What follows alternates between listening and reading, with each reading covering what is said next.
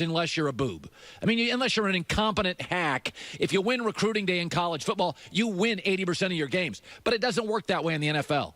The New England Patriots are amazing, a dynasty, and nobody cares. Yesterday they won by a yard. The week before they won by a play. Nobody cares how good you are. Nobody cares about your dog masks. Nobody cares about your books. Nobody cares about your parades. You partied too much. Got politically engaged, told us how smart you were and how progressive and how thoughtful, and now you can't beat Carolina at home with a 17-0 lead heading into the fourth quarter. Philadelphia, you forget last year. Even last year, you were winning by one possession. 6 of the Eagles' 7 games this year, 1 possession. 9 of their last 11 games dating back to the last year, 1 possession. And in fact, one of those games that doesn't count as a 1-possession game, Oakland, go back and look at the highlights late. It really was. If you want time off, coach college. But in the NFL, nobody cares about your dynasty. Nobody cares about your rings. Nobody cares about your parades. You went from hunters to the hunted. You thought because you won a Super Bowl and Carson Wentz didn't play and Jordan Hicks didn't play and Jason Peters didn't play, you thought, oh, you're getting all those guys back. Oh, woo-hoo, honey. Schedule a couple of vacations. We don't need to go into the office. And guess what? I still like you. Still like your GM, like your coach. I still think you're aggressive as heck, and I still think you'll probably, at the end of the year, win the division. But you're not winning the Super Bowl this year. Because it doesn't look like to me you put in the time, the details. You're not as good at it. You're just not.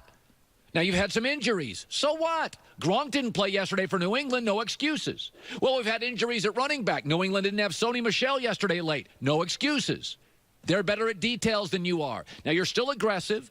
The last few years, since 2016, you lead the NFL in 4th down attempts and 4th down makes and 2-point conversions, and there's a lot I like about Philadelphia. I like the owner. I like the GM. I like the coach. I like the quarterback. The fan base I can do without. But did you see yesterday after the game, Carolina's mocking you. They're laughing at you. They did the dog mask on social media. If you don't want to grind for 11 and a half months and you want to have fun, go have fun. Play college football. But you're not going to be a dynasty. Dynasties are hard. Every day, grinding. Everybody made fun of Bill Belichick. Everybody makes fun of Bill Belichick. Remember a couple years ago they won? And he came out, and it was at the victory parade, and it was like, you know what Bill Belichick did? First of all, he said this. Remember this. No days off. No days off. No days off. Yeah. No days off. No days And everybody off. gave him crap. Do you know where Belichick went from that parade? He went back to the office to look at film. So what's happened to Philadelphia is what we predicted. They'd still be good, and they still have good personnel, and I still like them. But this idea the NFL's fun, it's called work. This is not – Saturday is for separation. Saturday is to watch Oklahoma blow somebody out and Alabama blow somebody out and Clemson blow somebody out because they won the recruiting in February. And 9 of the 11 games they play, they just have better players.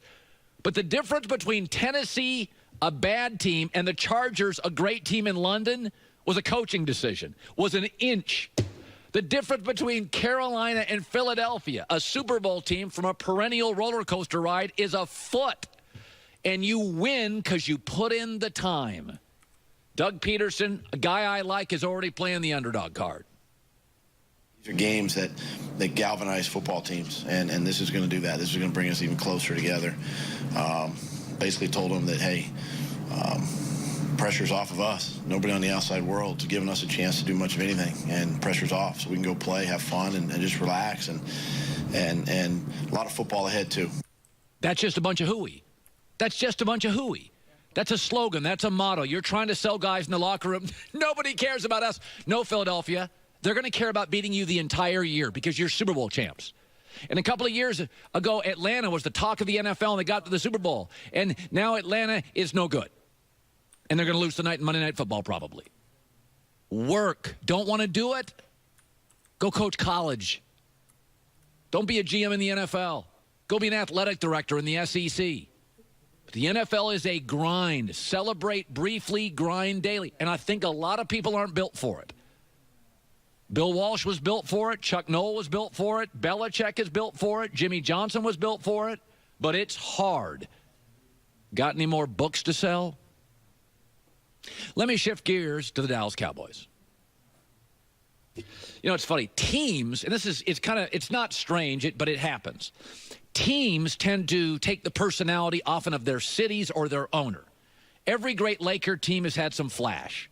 Showtime Lakers, Magic, Kobe, Kareem. It's a city of stars. Every great Laker team, even go back to Wilt and Jerry West and Gail Goodrich, there's never been like a bad boys Lakers. You know what I mean? Detroit's a tough city. Detroit, they build cars. Detroit teams are tough. Every Detroit team that wins is tough. Okay.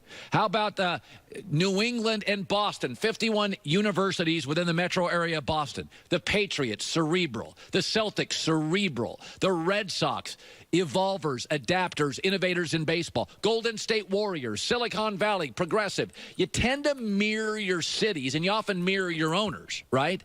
And Dallas is an aggressive town. I mean, Jerry Jones buys the team, fires the only coach they've ever had, goes and gets a college guy, aggressive. Dallas is aggressive. The state of Texas. We do big things in Texas. They're not worried about saving the red owl, okay? In Texas, they do big things. They don't have regulations. Dallas is an aggressive town. Oil money, wheeling and deal. That's the city. And Jerry's the most aggressive owner in the NFL. But this football team, Jason Garrett, has got to be the most passive football team I've ever seen. Dallas actually has a city slogan that says big things happen here. I think they should change their slogan to we play for ties here. Dallas, what was that? You got the most aggressive owner in a hyper-aggressive city, and you have become a passive football team. I mean, whatever the opposite of gunslinger is, how about traffic cop? Whatever. Brett Favre was a gunslinger. Jason Garrett's a traffic stop. Watch your way. Walk slowly. Look both ways. Don't get in trouble. What's going on here? You had over a minute left. Alex Smith did you a favor, stepped out of bounds, saved you a timeout. Over a minute. Have Dak. Got good field position. You were playing for a tie. 12 seconds left. You never made a shot at the end zone. Jerry Jones is the most aggressive owner in the NFL. Dallas is as aggressive, anti-regulation as any city in the United States. I don't want to hear about snap infractions. I don't want to hear about the clang as the ball hit the post. I don't care about that stuff. That final drive, you were playing for a tie. 12 seconds to go at the 31, never took a shot at the end zone. And by the way, if you don't trust Dak, and it looks like you don't trust Dak, you got the wrong quarterback. I mean, you keep telling me you like Dak, but you're not showing me that with your actions. When I watch Dallas play, people say a lot. I don't do this. I do this. You know what I look at? Actions. That's what I care about. What do you do, not what you say? Jason Garrett keeps telling me he loves Dak. Jerry Jones, I love Dak. I watch you play late. You don't love Dak. You don't trust Dak. Jason Garrett's a traffic cop. Dak, look left, look right, walk slowly, slow down, go back to the curb. Dak, go, New England goes for it. Philadelphia, I got my issues, but Carson Wentz, they go for it. Carolina yesterday, we go for it. You can tell me how much you like Dak, but I'm watching your actions. The most aggressive owner in the most aggressive city in the NFL, that is the most passive finesse. I shouldn't say finesse because they do run the football well, but, I mean, you're playing for ties here.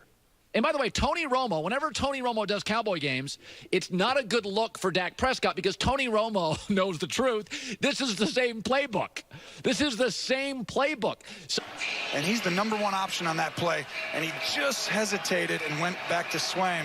Yeah. Jason Garrett's not a go for a guy. Dak doesn't want to throw the ball down the field. You know, don't mess with Texas. Isn't that what they say? Don't mess with Texas. New motto. If you wouldn't mind, we'd like to play for a tie. Does that offend you? We're going to settle here for this and settle here for that. And, I mean, you're watching that game. Look at who have been Cowboy legends. Aggressive Michael Irvin. Aggressive Tony Romo. Aggressive Roger Staubach. Aggressive Jimmy Johnson. Aggressive Barry Switzer. Aggressive Jerry Jones. Aggressive Bill Parcells. I mean, this is a passive, look both ways, no risk, drop it off underneath offense. And you're not beating the Rams, and you're not going to beat the Eagles, And you're not going to beat the Vikings, and you're not going to beat the Saints, and this weekend you're not going to beat Carolina that way. And stop telling me you trust Love Dak, because I don't see it. You're saying it, but I don't see it. Good stuff. What a crazy weekend. I mean, it's just crazy. Got fights at a Laker game. Got an incredible World Series. Jim Harbaugh now, as predicted, is in control. Only team in the Big Ten without a conference loss. Coming up next, you ever see the movie Jaws?